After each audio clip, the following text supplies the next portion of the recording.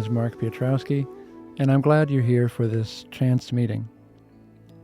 In the last episode, we walked through Kirtan's recent history from its arrival to America in the early 20th century and how it spread through the counterculture.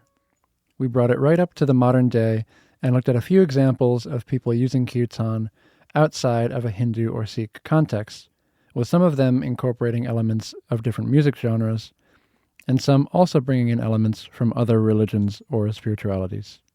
In this episode, I will be comparing Kirtan to two other forms of religious chanting, Tibetan Buddhist chant and Gregorian chant. I thought it would be neat to see what similarities and differences there are between them.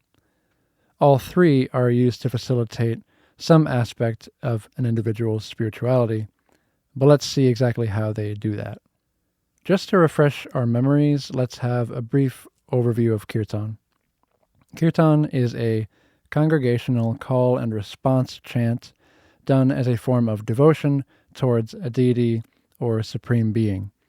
There is usually one person or a few people leading the chant, accompanied by various instruments including the harmonium, finger cymbals, tabla drums, mridanga, the bansuri, and violin. Some modern kirtanias might also use guitars or electronic instruments. Kirtan chants typically begin very slowly, but increase in speed and energy over time, which can result in feelings of religious ecstasy or divine presence in the congregation or audience. Kirtan originated from Vedic chants and took its recognizable form in 15th century Bengal thanks to the Indian saint Chaitanya Mahaprabhu, who helped spread Kirtan as well as other bhakti practices throughout the Indian subcontinent, even influencing Sikhism in the process. Kirtan began to take hold in Western countries in the early 20th century due to several yogic teachers who wanted to spread what they saw as a universal message. These Eastern practices were a perfect fit for the counterculture that was developing in America and other Western countries through the 60s, which carried Kirtan and practices from other cultures into various New Age and spiritual but not religious movements. The practice of Kirtan is intended to bring you closer to divinity. By chanting the names of God, you are invoking the absolute truth of reality, and with enough devotion, you will realize that reality for yourself. And just for the sake of reminding ourselves, let's listen again to a clip of some people chanting Kirtan.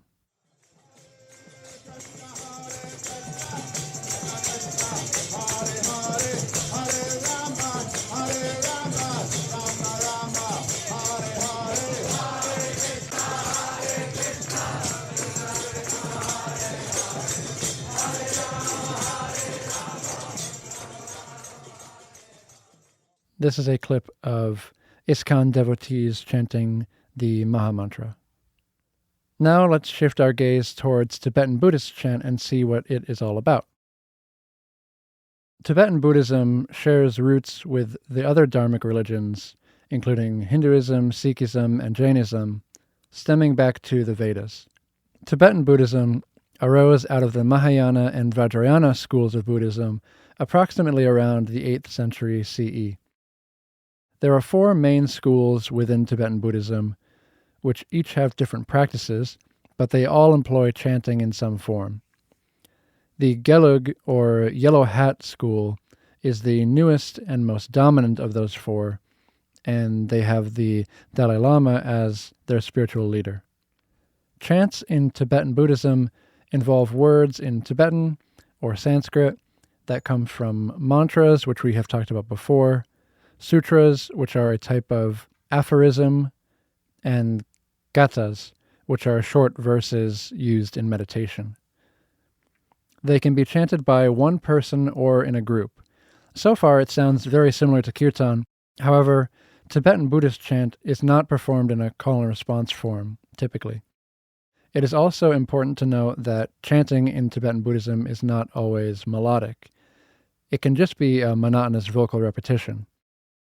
Instruments are not always present, but various ritual instruments such as singing bowls, hand drums, and the Tibetan horn can be used. Sometimes you'll even hear throat singing as well, which is just a really cool sound. And here's a clip to demonstrate what Tibetan throat singing sounds like.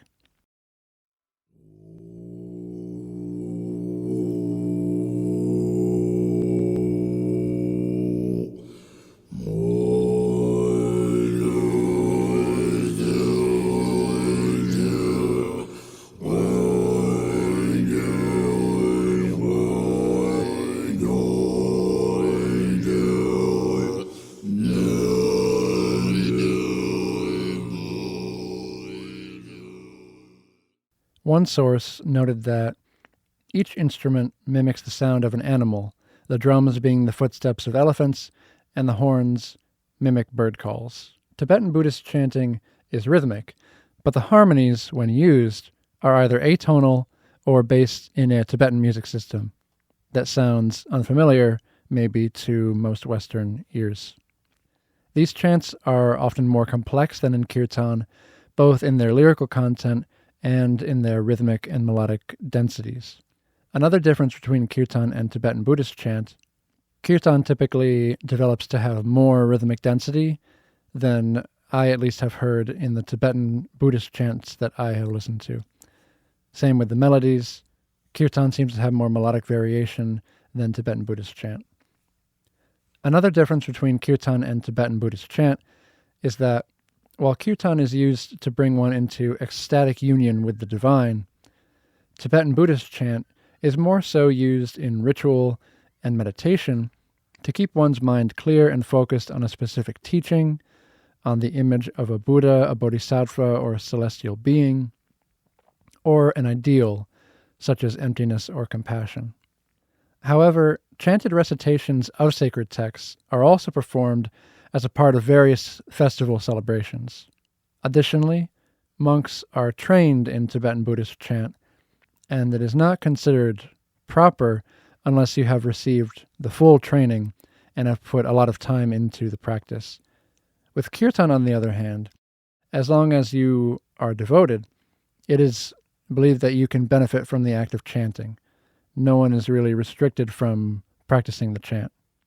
A couple of the mantras that might be chanted in Tibetan Buddhism include Om Mani Padme Hum, which is associated with the Bodhisattva Avalokiteshvara, and it is said to encapsulate the entirety of the Buddhist teachings in just those 6 syllables. Another mantra, Om Tari Tutari Turi Soa, is a call to the Bodhisattva Tara, specifically the green aspect of Tara, and it's used to bring physical health to oneself or others. Interestingly, Krishnadas, who I showcased in the last episode as a Kirtan artist, also has Tara's mantra in one of his albums, and he regularly performs it, which is an example of the New Age blending of various beliefs and practices.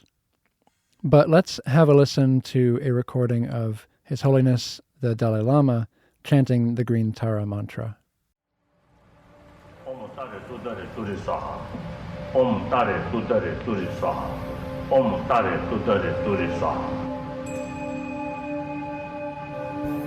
Om Tare Tudare Turi Saha. Om Tare Tudare Turi Saha. Om Tare Tudare Turi Saha. Om Tare Tudare Om Tare Tudare Turi Saha. Om Tare Tudare Om Tare Tudare. You can hear that it is rhythmic, but it's not necessarily melodic. Now that we've taken just a brief surface-level look at Tibetan Buddhist chant, let's change gears to Gregorian chant. Gregorian chant is a practice that belongs to the Roman Catholic Church. It developed mostly during the 9th and 10th centuries in Europe, with chants coming from the Book of Psalms, and some of those psalms were composed as early as the 5th century BCE. The name Gregorian comes from Pope St. Gregory the Great, who was the pope from 590 to 604. It is highly unlikely that he actually had a hand in developing Gregorian chant based on the timeline of events, but his legendary status led to the church naming the practice after him. So we can see that this practice developed much later than Vedic chants, but still 5 or 6 centuries earlier than Chaitanya's Kirtan, which is still the type of kirtan we have today. Gregorian chant is sung in Latin, which up until the mid-1960s was the only language used for the liturgy in Catholic masses. In fact, in the Middle Ages, the liturgy, or the scripted ritualistic portion of the Mass, was sung almost entirely in chant. They are typically chanted by men and boys, or by men and women who are members of religious orders, such as the Benedictine monks. This, as with the Tibetan Buddhist chant, is in contrast to kirtan, in which anyone can participate. For centuries, Gregorian chants were sung in unison, with no accompaniment. But in more recent times, multi-part vocal harmonies are occasionally used, and an organ or drone may accompany the vocalists. Additionally, Gregorian chant is in free rhythm and has no meter or time signature. However, there are 12 harmonic modes that are used. Gregorian chants are sung as a form of worship of God and his works, and just as in kirtan, they are a way to show devotion to divinity and to connect with that divinity. Another way in which Gregorian chant is similar to kirtan is that it had a popular resurgence in the 20th century. In 1947, Pope Pius XII wrote and issued Mediator Day, which suggested new ways for the laity, or the lay people attending Mass, to take a more active role in the liturgy and in the life of their parish. In it, the Pope referred to Gregorian chant as the people's music, and said that it enabled them to actively participate in worship. For example, for those of you who are familiar with a Catholic Mass, when the congregation gives responses to what the priest says, such as, "The Lord be with you, and with your spirit," that is considered Gregorian chant, even if it is not necessarily sung. Later on in the 20th century, as New Age movements started becoming more popular, some of them incorporated Gregorian chant into their practices outside of its Catholic context. In some cases, they did so just by taking the sonic aspects of Gregorian chant and applying it to verses in English or other languages. And these days there are many people who listen to Gregorian chant for their own spiritual reasons, or even just for casual enjoyment, relaxation, or to help focus. In 1994, an album of Gregorian chants recorded by the Benedictine monks of Santo Domingo de Silos was released by Angel Records, and it was marketed as an antidote for the stress of everyday life.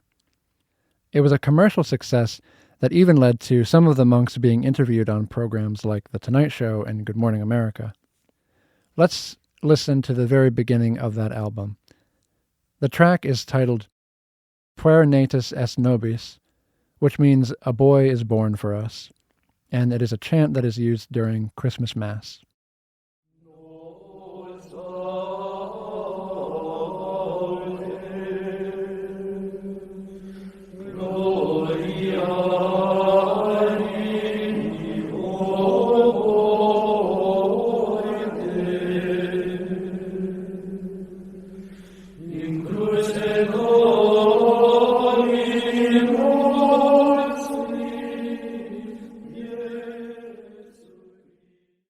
Sonically, it is very distinct from the kirtan that we have heard. In particular, the Latin language, as opposed to Sanskrit, stands out. As with Tibetan Buddhist chant, Gregorian chant also has more lyrical content, since there is not a call and response form as there is in kirtan. And of course, there is also the lack of instruments. Around the same time as the New Age movements, musical artists began to blend Gregorian chant with other genres, much like what has happened with kirtan.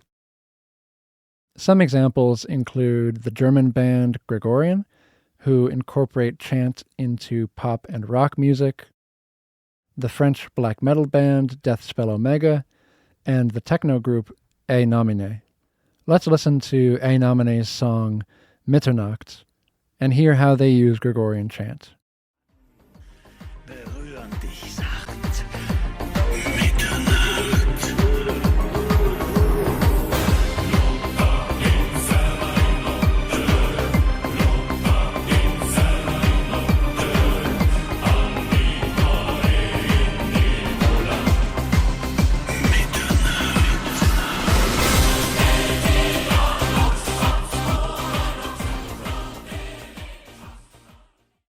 Between the German verses, which are spoken word, a group of vocalists sing in Latin about the night. The Latin words translate to infernal places at night, souls in the fog, midnight, dark night, cruelty of souls, the bell rings 12 times. This is certainly not from the Book of Psalms, but the use of Latin and the way the words are being sung invokes the image of monks chanting, even if the melodic line is more complex and the rhythm is more structured than in a traditional Gregorian chant. The use of reverb on the chorus also creates the mental image that it is being sung in a church or cathedral, which is of course where Gregorian chant is usually sung. Let's also listen to a clip from the group Gregorian singing a cover of R.E.M's Losing My Religion.